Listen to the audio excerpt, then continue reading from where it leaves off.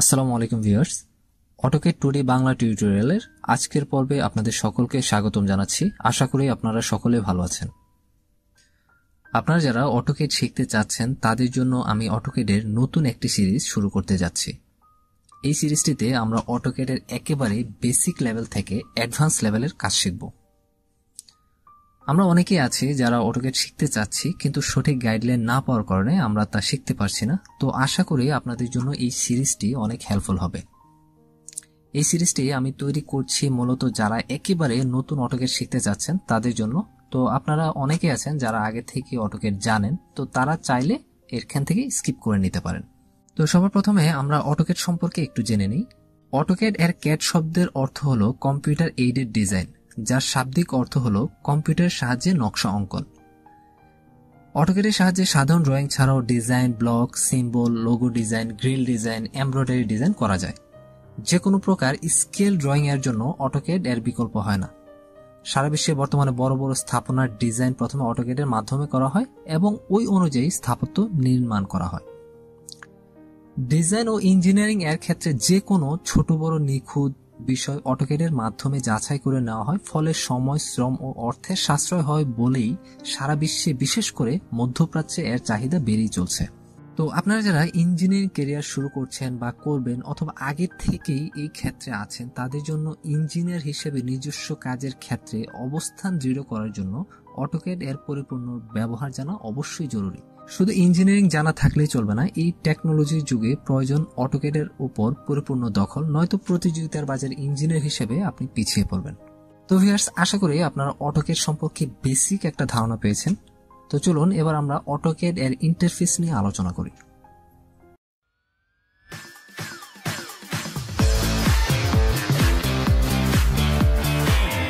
তো ভিউয়ার্স, এখানে আপনারা অটোক্যাড এর ইন্টারফেসটা দেখতে পাচ্ছেন। সাধারণত আপনি অটোক্যাড ইনস্টল করার পর যখন প্রথম ওপেন করবেন তখন আপনি এই ইন্টারফেসটা দেখতে পাবেন। তো এর আগে আপনাদের একটা কথা বলে নিই, আমি এখানে অটোক্যাড 2021 সফটওয়্যারটি ইউজ করছি। তো আপনাদের একটা কমন একটা প্রশ্ন থাকে যে হ্যাঁ, আমরা যখন অটোক্যাড শিখবো তাহলে কত ভার্সনের সফটওয়্যার দিয়ে আমরা কাজটা শুরু করব। তো আপনাদেরকে বলে, আমরা যে কোনো ভার্সনের সফটওয়্যার দিয়ে আপনি কাজ শুরু করতে পারেন, কোনো সমস্যা নেই। আপনার পিসি কনফিগারেশন যদি ভালো থাকে আপনি চাইলে আপডেট ইউজ করেন, আর যদি পিসি কনফিগারেশন যদি তেমন ভালো না হয় তাহলে আমি বলবো আপনারা যে 2007 সফটওয়্যার দিয়েও কাজ করতে পারবেন, কোনো সমস্যা নেই। সবগুলো সফটওয়্যার একই কাজ করে, তবে আমি রিকোয়ারমেন্ট করব আপনার পিসি কনফিগারেশন ভালো হলে আপডেট ইউজ করবেন, আর যদি পিসি কনফিগারেশন যদি আপনার একটু লো হয় তাহলে আপনি 2007 ইউজ করবেন। আচ্ছা, তো এখন আমি এখানে 2021টা ইউজ করছি। তো আপডেট যে সফটওয়্যার গুলো আছে এগুলো আপনি যদি প্রথম ওপেন করেন তাহলে আপনি এই ইন্টারফেসটা দেখতে পাবেন। তো এখানে প্রথমে আপনার যে গেট স্টার্টেড, এখানে অনেকগুলো অপশন দেখতে পাচ্ছি। তো গেট স্টার্টেড থেকে, অর্থাৎ আমরা এখান থেকে স্টার্ট ড্রয়িং এ ক্লিক করে আমরা কাজ শুরু করতে পারি। অর্থাৎ আপনি নতুন যদি ড্রয়িং শুরু করতে চান তাহলে গেট স্টার্টেড বা স্টার্ট ড্রয়িং এ ক্লিক করে আপনি শুরু করবেন। দেন আপনি এখানে নিচে ফাইল, ওপেন ফাইল, অর্থাৎ ওপেন ফাইল বলতে আপনার যদি আগে থেকে পূর্বের যদি কোনো কাজ করা থাকে, পিসিতে হয়তো আছে, তাহলে আপনি সেই ফাইলটাকে হয়তো এডিট করে কাজ করতে চাচ্ছেন, তাহলে ওপেন ফাইলে ক্লিক করে সেই ফাইলটাকে সিলেক্ট করে তারপর আপনি কাজ করতে পারেন। তারপর এখান থেকে কিছু টেমপ্লেট থাকে, সেই ডিফল্ট কিছু টেমপ্লেট সেট করা থাকে অটোক্যাডে আছে। তো এই টেমপ্লেটগুলো আপনি এখান থেকে নিয়ে তারপর কাজ করতে পারেন। দেন আমরা সেকেন্ড অপশন যে রিসেন্ট ডকুমেন্ট হচ্ছে আপনার এখানে এই সফটওয়্যার যদি আপনি পূর্বে কোনো কাজ করে থাকেন তাহলে সেই রিসেন্ট ফাইলগুলো আপনার এখানে শো করবে। তো এটা খুবই একটা ইন্টারেস্টিং একটি জিনিস। তো আমার দেখা যায় এটাতে খুবই ভালো একটা কাজ হয়। যেমন আমি রিসেন্ট ফাইলটা খুঁজতে হয় না, আমি রিসেন্ট ফাইল এই অটোক্যাডটা ওপেন করলে কিন্তু আমার রিসেন্ট ফাইলটা এখানে পেয়ে যাই। তো অর্থাৎ আপনি যদি পূর্বে কোনো কাজ করে থাকেন, ধরুন সাপোজ আমি সকালে কাজ করেছি, এখন আমার কম্পিউটার কোথায় রেখেছি আমি ভুলে গেছি, ঠিক আছে। তো সেক্ষেত্রে আমি যদি এই সফটওয়্যারটা ওপেন করি তাহলে এই রিসেন্ট ডকুমেন্টে আপনার এই রিসেন্ট ফাইলটা এখানে শো করবে। তো এই সফটওয়্যার, এই ফাইলটা এবার কম্পিউটার যেখানেই থাকুক না কেন, এই ফাইলটা কিন্তু আপনি এখানে দেখতে পাবেন। তারপর হচ্ছে নোটিফিকেশন, অর্থাৎ আপনার যদি এই সফটওয়্যারে কোনো আপডেট কোনো কিছু এসে থাকে তাহলে এখানে নোটিফিকেশনে আপনি তা দেখতে পাবেন। দেন আপনি চাইলে এখানে গুগলে সাইন ইন করে নিতে পারেন। তো আমরা নর্মালি যেহেতু নতুন আমরা ড্রয়িং শুরু করতে যাচ্ছি, তো সেক্ষেত্রে আমরা যে কাজটা করব, আমরা এখান থেকে জাস্ট স্টার্ট ড্রয়িং এ এখানে ক্লিক করব। তো স্টার্ট ড্রয়িং এ ক্লিক করার পর আপনি এখানে এই ইন্টারফেসটা দেখতে পাবেন। তো এটাই হচ্ছে আমাদের মূল ইন্টারফেসটা। সাধারণত আমরা এই ইন্টারফেসেই আমরা কাজ করে থাকি। তো সবার প্রথমে আমরা এই যে টপ লেফট কর্নার থেকে আমরা শুরু করব। তো এখানে আমরা একটা আইকন দেখতে পাচ্ছি এ দিয়ে, অর্থাৎ অটোক্যাডের যে অ্যাপ্লিকেশন আইকনটা। তো এটাকে বলা হয় অ্যাপ্লিকেশন মেনু। আমরা যদি এই আইকনটার উপর ক্লিক করি তাহলে কিন্তু এখানে অনেকগুলো অপশন দেখতে পাবো। তো এখানে দেখতে পাচ্ছেন new, open, save, save age, input, export, publish, print. তো এই অপশনগুলো আমরা পাবো অ্যাপ্লিকেশন মেনুর মধ্যে। তো নিউ, এখান থেকে আমরা নতুন যদি এই ড্রয়িং শুরু করতে চাই তাহলে নিউ থেকে ওপেন করে আমরা করতে পারি, অথবা ওপেন, যেটা আপনাকে একটু আগে বললাম যে আপনার যদি অটোক্যাডে পূর্বের কোনো কাজ করা থাকে সেই ফাইলটাকে যদি আপনি এডিট করতে চান বা ওই ফাইলের উপর কাজ করতে চান তাহলে আপনি ওপেন থেকে সেই ফাইলটা ওপেন করতে পারেন। দেন এখান থেকে সেভ, সেভ এজ, এটা আপনারা জানেন হয়তো। দেন ইম্পোর্ট, এক্সপোর্ট, এখান থেকে তো এই অপশনগুলো, দেন হচ্ছে প্রিন্ট, পাবলিশ। তো এখানে এই অপশনগুলো আমরা অ্যাপ্লিকেশন মেনুর মধ্যে পাবো।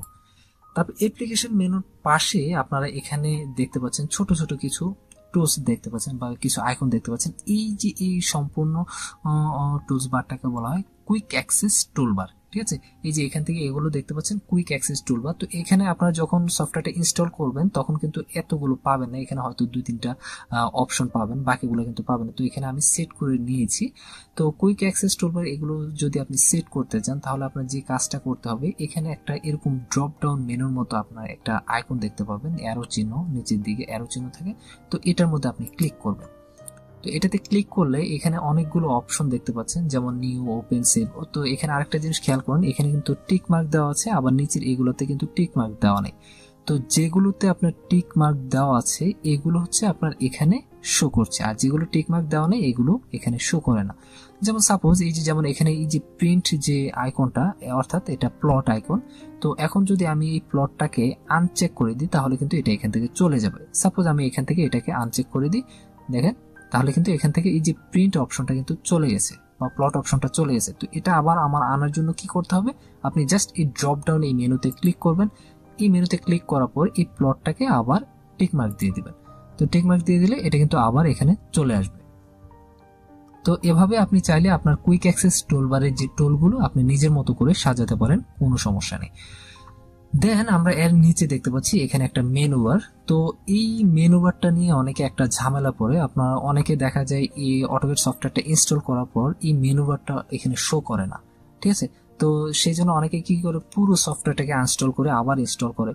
তো এই জিনিসটা আপনারা ভুলও করবেন না। তো এটা আপনার সফটওয়্যার হাইড করা থাকে, অনেক সফটওয়্যার আছে এটা আপনি ইনস্টল করার পর এটা হাইড থাকে, তো এটা শো করতে হবে। তো শো করার জন্য আপনার এই যে এখানে যে ড্রপ ডাউন মেনু, যেটা থেকে আমরা কুইক অ্যাক্সেস টুলবার গুলো আমরা নিয়ন্ত্রণ করেছি, এই যে এই অ্যারোতে আবার ক্লিক করবেন। ঠিক আছে, তো এখানে ক্লিক করার পর একবারে নিচে দেখতে পাবেন যে হাইড মেনু বার।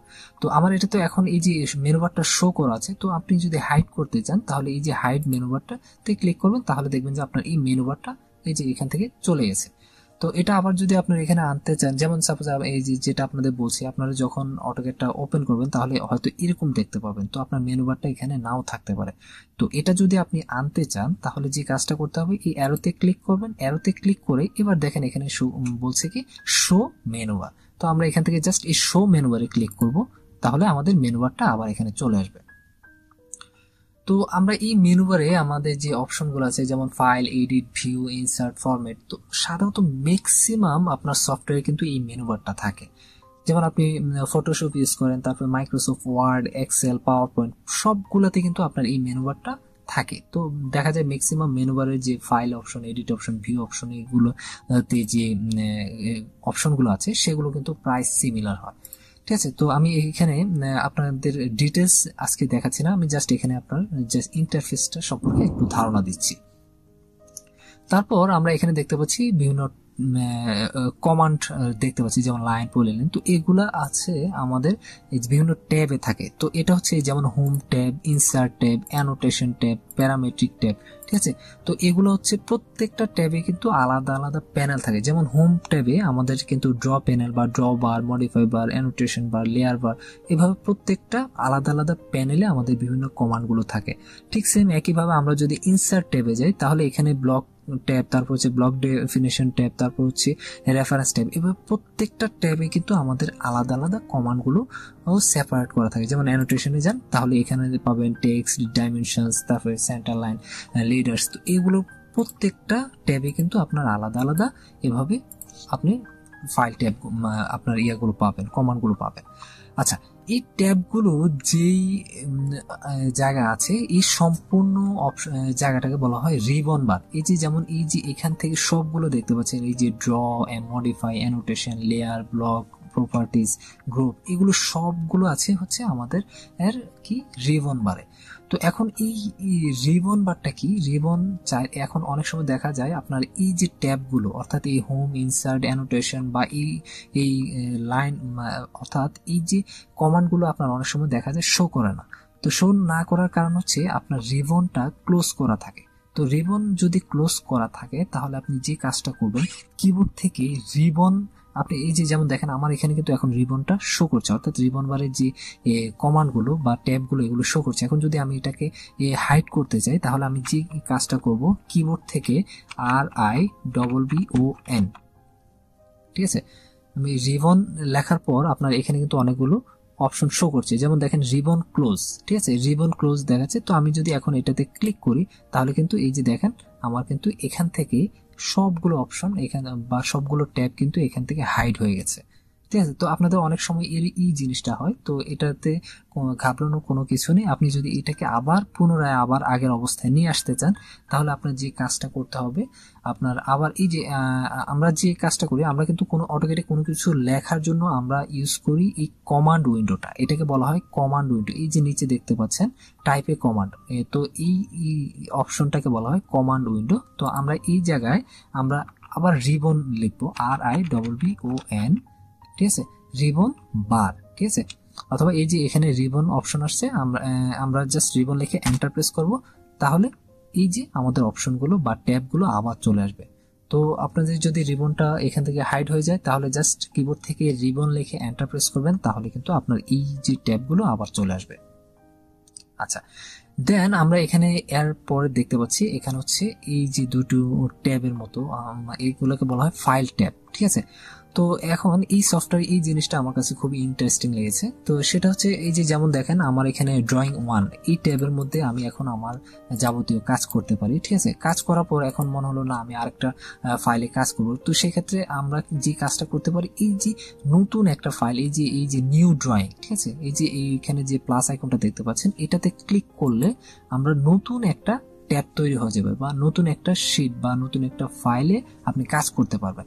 তো আমাদের এই দুইটা ফাইল, তিনটা ফাইল একসাথে কিন্তু আমরা অনেকগুলো ফাইল ওপেন করে কাজ করতে পারি। তো আপনি চাইলে এই একাধিক ফাইলে, এই যে যেমন ড্রয়িং 1, তারপরে ড্রয়িং 2, ঠিক আছে, ড্রয়িং 2, তারপরে ড্রয়িং 3, 4, 5, এভাবে অনেকগুলো ফাইল আপনি একসাথে কাজ করতে পারবেন। তো এই জিনিসটা খুবই দারুণ। আপডেট সফটওয়্যারে আপনি এই সুবিধাটা পাবেন। আরো কিছু সুবিধা আছে, আমি আপনাদের যেটা আগেও বলেছি, আপডেট সফটওয়্যারে ব্যবহার করলে আপনি কিছু নতুন নতুন কমান্ড পাবেন বা যে পুরাতন ভার্সন থেকে নতুন ভার্সনে নতুন ফিচার অ্যাড হয়, সেটা আপনি আপডেট সফটওয়্যার ছাড়া কিন্তু পুরাতন ভার্সনে কিন্তু আপনি সেটা ব্যবহার করতে পারবেন না।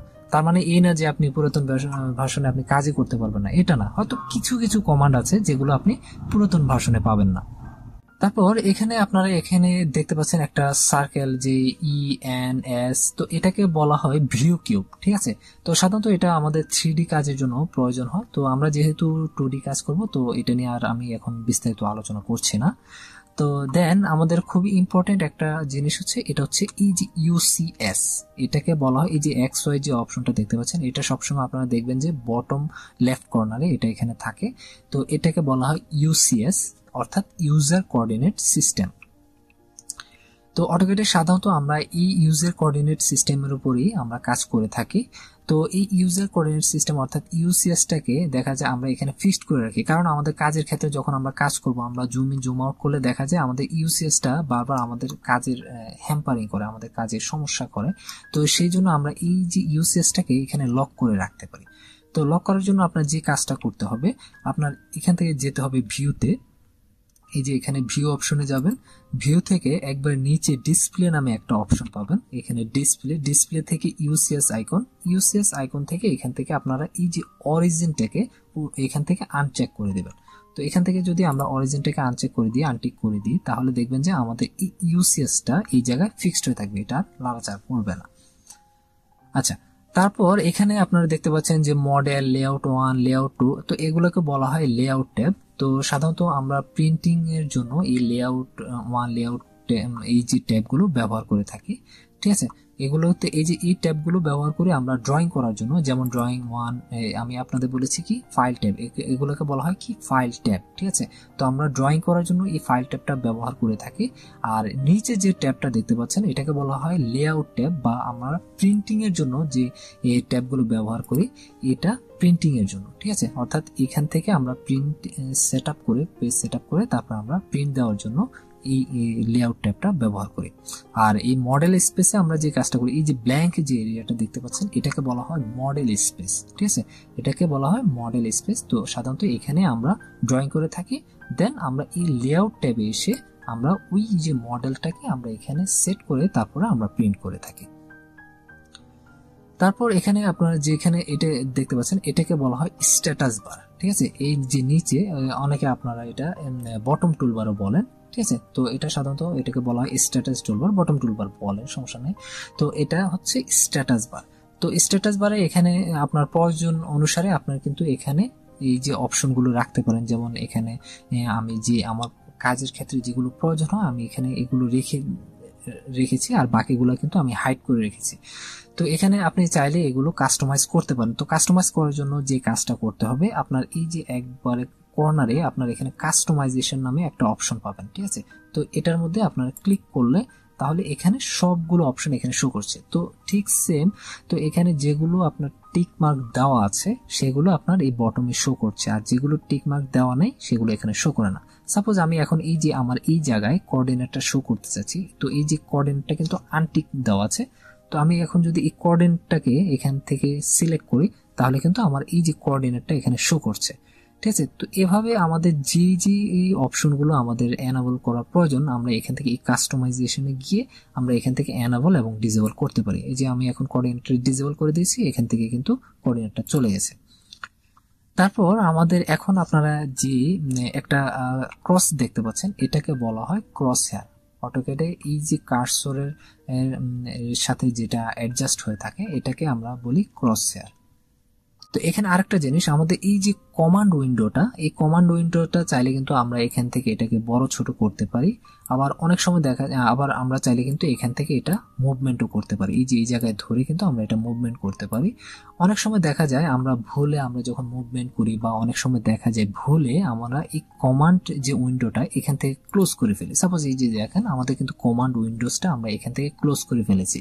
তো এখন আমরা কমান্ড উইন্ডোজটা কই খুঁজে পাবো, বা কমান্ড উইন্ডোজ ছাড়া দেখা যায় আমরা কাজও করতে পারি না, তাহলে আমরা কিভাবে এই কমান্ড উইন্ডোজ ছাড়া কাজ করব?